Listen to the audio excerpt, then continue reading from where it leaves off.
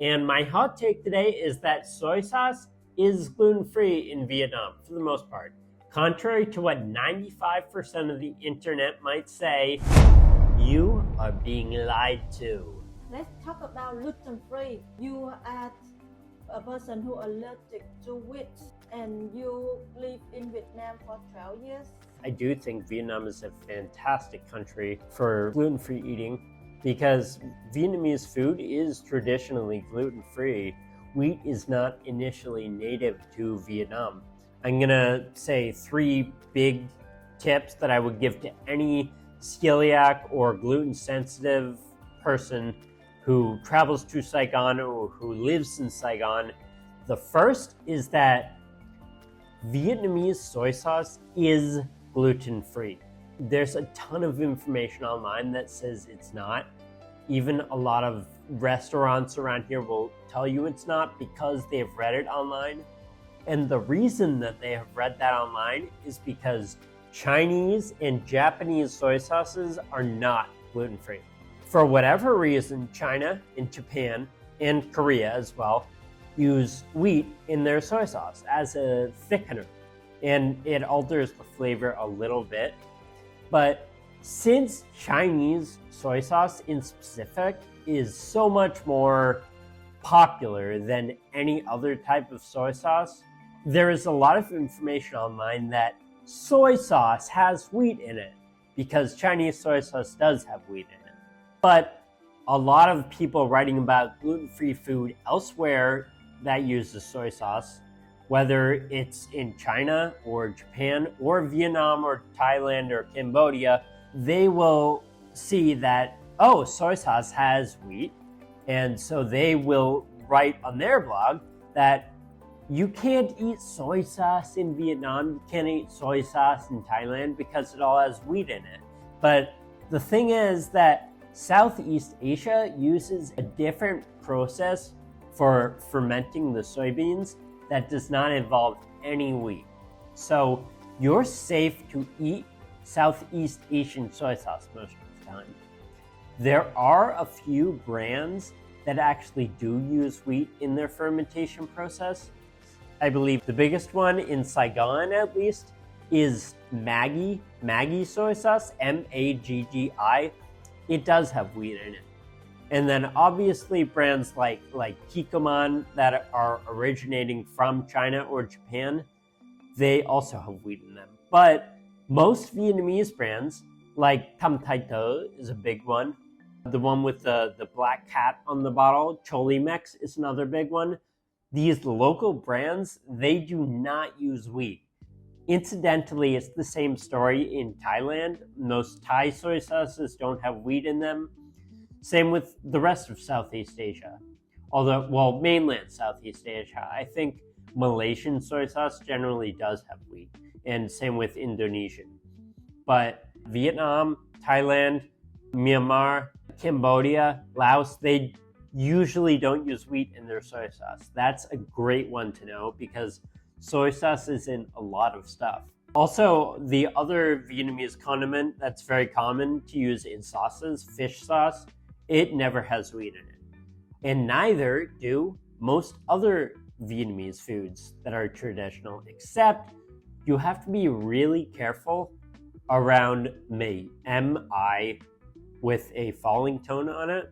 That is basically the Vietnamese word for wheat. Banh mi is the famous Vietnamese sandwich. Obviously, you'll have to stay away from that.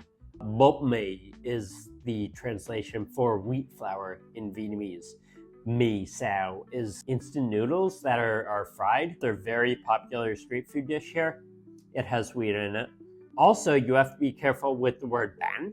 Bánh means cake. And actually, a lot of Vietnamese cakes, bánh, are made with rice, not wheat. About 50% of bánh in Vietnam is fine for gluten-free people to eat, but about 50% is not, because the cakes that are derived from French cuisine, and there are a lot of them, those are not okay to eat. They're made with wheat flour. The third tip is to eat Vietnamese food. Don't eat at foreign restaurants if you can avoid it, and don't eat super high class Vietnamese food that's not traditional. Stick with traditional Vietnamese food because it doesn't generally use wheat flour. Wheat flour is actually a more expensive alternative to rice flour or tapioca flour. Those are more traditionally Vietnamese. Wheat flour is kind of more bourgeois. It's only used in more modern, fancy schmancy recipes. If you're eating street food, you generally don't have to worry about it. Obviously you do if you're eating something involving meat or ban, but in most cases, you should do a little bit of research just to make sure that you're not eating something like nui that also has wheat in it. But Vietnamese food is so much easier to stay gluten-free with than Western food. For instance, when I go back to California, I oftentimes will forget when I spend time over here how easy it is to find gluten-free food here when you're eating out compared to California. Because when I return to California to visit my family, for the first few days, I will be constantly making mistakes when I go out about forgetting to ask if there are breadcrumbs sprinkled on something, or forgetting to ask about a sauce, and whether the sauce has a thickener in it. Just because in Vietnam, I don't even do that stuff. For years I did, but after a few years of getting the answer, no it doesn't, from 100% of street food vendors, I stopped asking. And I'm like very allergic to wheat, so I know when I've had it, and I basically never have it, even though I'm not careful about not eating it over here very much. It's also easier to eat healthy. Vietnamese cuisine, especially street food, it has a lot of vegetables, a lot of fresh meat. It doesn't have all these heavy dairy products with a lot of fat. It keeps you feeling good, and it's easy to eat gluten-free because these ingredients are so simple. There are not so many hidden ingredients like there are in American foods. Not only does it make gluten-free easier, but yeah, it's healthier. It just makes you feel better. It makes you feel more virile all the time. I'm very happy with the food over here. Is there any other tip you want to tell people? I will tell you that until pretty recently, there were almost no good gluten-free restaurants in Saigon, but there's a gluten-free restaurant called Enjoy Cafe that I'll link in the description. It opened about a year ago, and it's really, really good. It has gluten-free sandwiches and pizzas and mooncakes on the menu.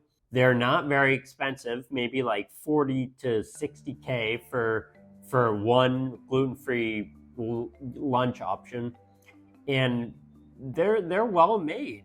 The mooncake especially, the mooncake is extremely unique because until we went 6 months ago, I had never actually had mooncake. I had spent many years in Vietnam hearing people talk about how good mooncake is and how much they loved it, and honestly I was kind of jealous that I never got to try it.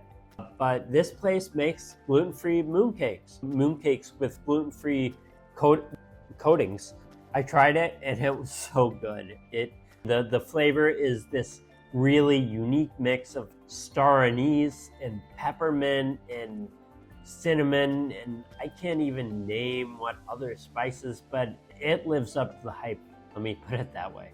They do sandwiches, like I said, so you can, and they're not making Western sandwiches. They're making sandwiches with gluten-free baguettes. It's kind of more like the banh mi style that is so popular in Vietnam. But other than that, there's so many options just if you stick to traditional Vietnamese street food. There's not a huge gluten-free community in Saigon, and so it's hard to find other people who care about this stuff because you only have the expat community to talk to about it. Do you have any good tips about places to go or just easier ways to find gluten-free food or great gluten-free substitutions that you can buy at the grocery store, I would love to hear it, and I'm sure a lot of other people who watch this video would love that as well. One disclaimer before we wrap up. Like I said, I'm not a doctor. I'm not certified to deliver medical advice. This is just my experience. That's a thing never happened in Vietnam. All Vietnamese that I know, none of them allergic to wheat. And we never heard about, oh, is this food have wheat or not? No one cares about it because that's a thing never happened in Vietnam. Seemingly no Vietnamese people are allergic to wheat, and I've thought about that a lot before. I don't know if it's because it's just not diagnosed around here, whether doctors just aren't looking for it, or if it's for another reason. Do Western countries do something that is giving people food allergies more often? Because across the board, food allergies are not as common in Vietnam. And same with autism and just other mental disabilities. They seem to be a lot less common in Vietnam, and I'm not sure why. Whether it has something to do with the lifestyle, maybe everything is too hygienic, maybe you need to be raised with a little bit of dirt on your food so you can build up resistances or something like that.